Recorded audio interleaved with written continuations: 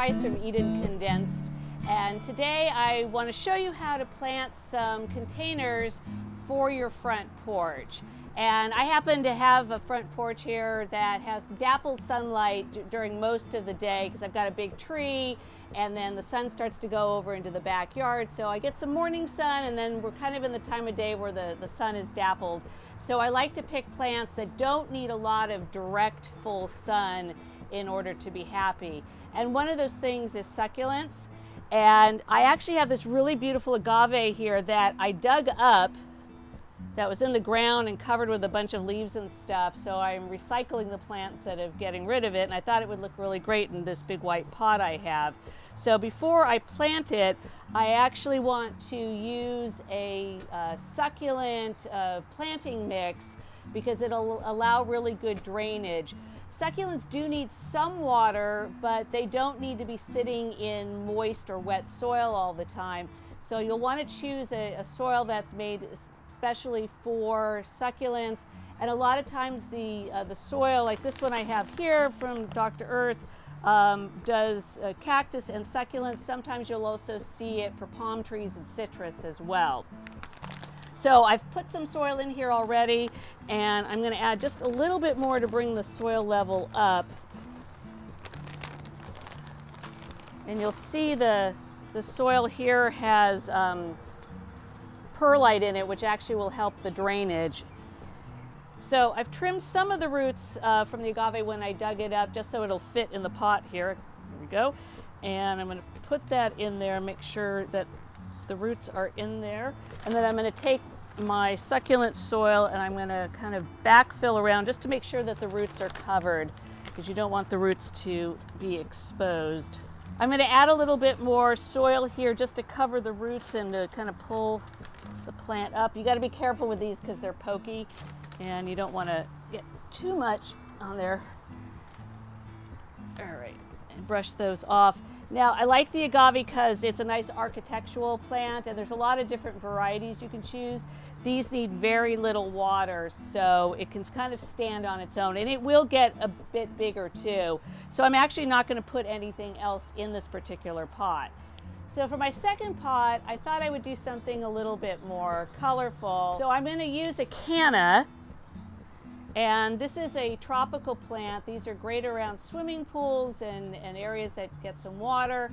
I also like this particular one because of the dark leaves and the bright orange red flowers that it has.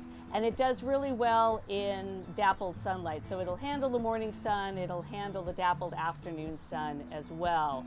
And so I filled my pot to prep partway with some other specialty soil that I have that's great for exotic plants, hibiscus, palm trees, and since this is a tropical plant, I think it's going to do really well in here. So I'm going to tip this guy out. And sometimes the nursery pots, the roots get a little compacted, so you do want to loosen that up, and that'll help the plant as well. So, and I'm going to put this guy in the middle here, and I think it needs a little bit extra something. So I've got a little bit of the Palm Tropical Fertilizer here I'm going to put in. And I'm going to add a little bit more soil around the middle here. So dump this in here.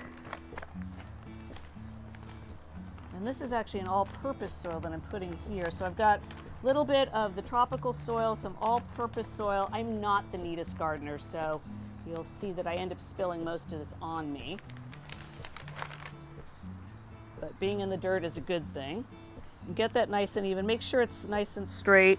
And then I'm going to add some, I found these really pretty dark leaf purple Heuchera. And these will also have, they're also known as coral bells. And they'll get a really pretty little flower that pops up that's bell-shaped, which is why they're called coral bells. And we're going to put a few of those around. And these will get bigger too. These are so I'm going to put them a couple inches apart from each other. You just kind of have to squeeze them. Get one here in the front. So they'll fill in this area here. And I think it's a nice combination with the agave and then the colored canna lily here. Okay, so the last thing that I want to do here is give these guys a good watering. And even the agave, we want to get it started off with a good watering. You want to make sure you let it dry out between waterings. The canna is going to need a little bit more watering, I would say a couple times a week. So I'm splashing myself here. And then you can arrange these at your front door. So definitely try, if you've got a front door that's a little bit plain, add a couple containers and put some color and some architectural plants in and you'll be good to go. I'll see you on the next video.